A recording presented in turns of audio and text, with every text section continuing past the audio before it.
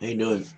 I'm recording this as a response because I don't want to have to type in all that information again.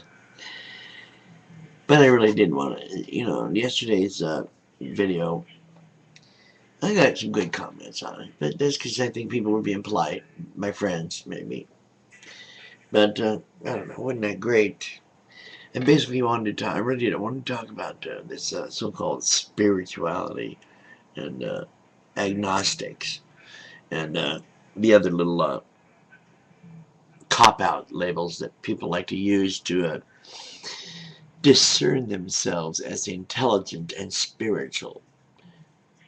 You know, so what? It's people like that who have this little thing, like especially oh, little girl, say little girl.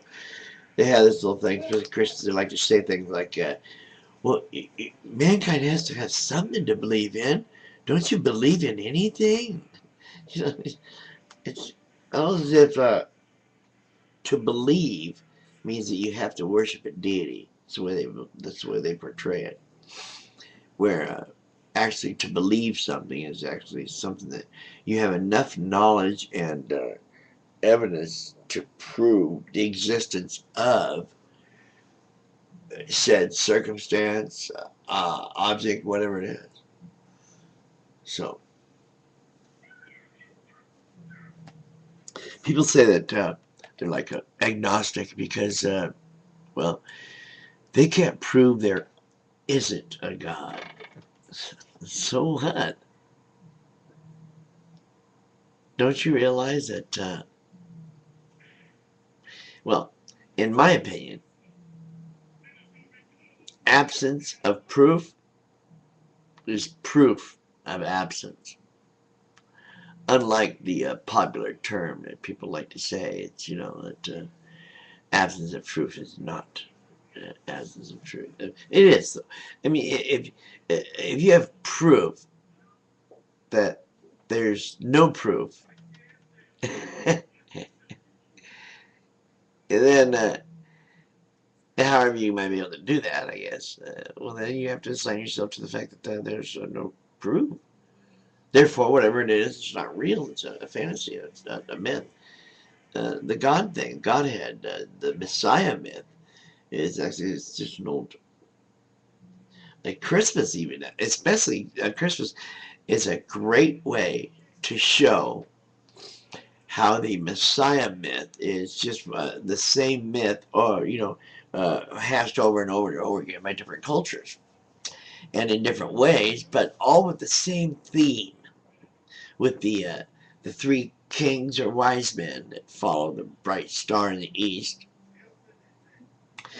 to reach the rising of the new sun, the borning of the birth of the sun, and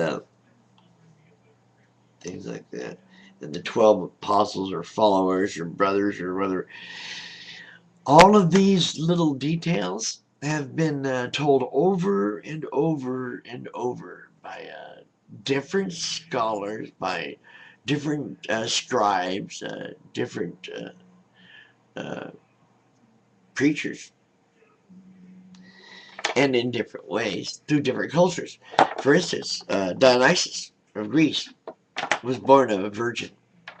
Yeah, his mother, Mary, was his mother's name was Myrtra, I believe it was Myrtra, and it starts with an M, of course, which is the sign of the Virgin in the code in the zodiac. The M is, which is why Mary was the Virgin, which is why it's all going to come out in the wash that all of these Messiah figures had a mother or wife or whatever with an M as their first name, first initial, or whatever, denoting a virgin, or they were a virgin themselves. Now, it started. That thing started with. It was basically like the harvest. The reason it's called the raising, the birth of the new sun is because that's when the sun comes back, so to speak.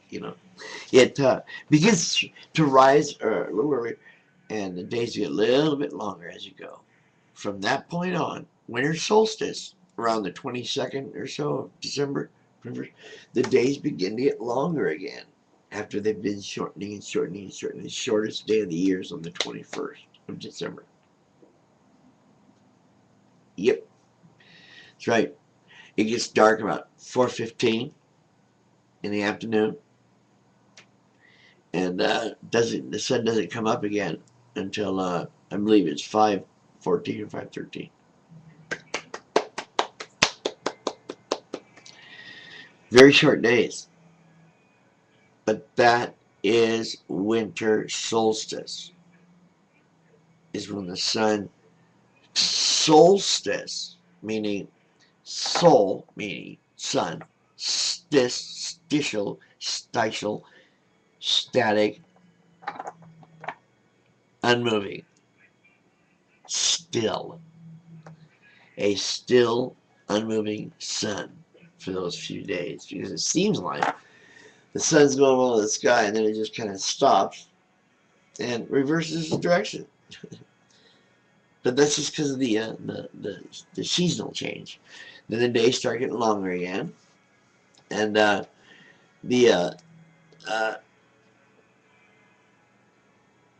heralding of this, you've got 3 wise men and everything, and then it goes out.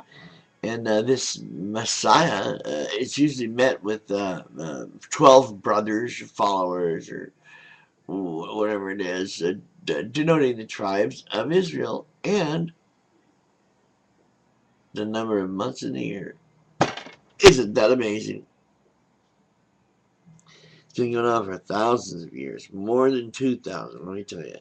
A lot longer than this Jesus fella, who is just the most contemporary and modern of the Messiah myths, is all. So, do we need spirituality? No. After I just went through all that Messiah crap, you really think that we have to have spirituality? I mean, is it necessary that everybody have a delusion? Is that what you're saying? That we all need to kick back at least for a few minutes and get delusional, schizophrenic or something? What the fuck? If that's what it's about, no thanks. They've tried that with me. No, come on, spiritualism. What is spiritualism? What is it to be spiritual? Really, nobody ever explains it. They always say things like, well, you just have to have faith or something, whatever. Usually an unexplainable explanation. So, if anybody can explain to me exactly what spirituality means, then I'm all for it. Alright? I mean, I'm not all for it necessarily, but I'm your diehard, non-theistic individual. I have no misconceptions about the way the world works. I pretty much know and understand the science behind it. Deities, devils, demons, and all that other magical stuff is unnecessary. Not necessary. We don't all have to have something to believe in. In a way, that's true, but what that means is that we all need to believe in ourselves, because we have to do what we do every day. We wake up and decide every morning what we're going to do. Whether we're going to drink or use dope or eat breakfast or whatever it is you're going to do at work, whatever. You decide to do that. Same way, just like my rational recovery, same thing. Take responsibility. Spiritualism. Bah humbug. No such thing, because there's no such thing as God. You get that? Sign off. I'm Gerald. Gerald Reynolds from Portland. Good night. Afternoon.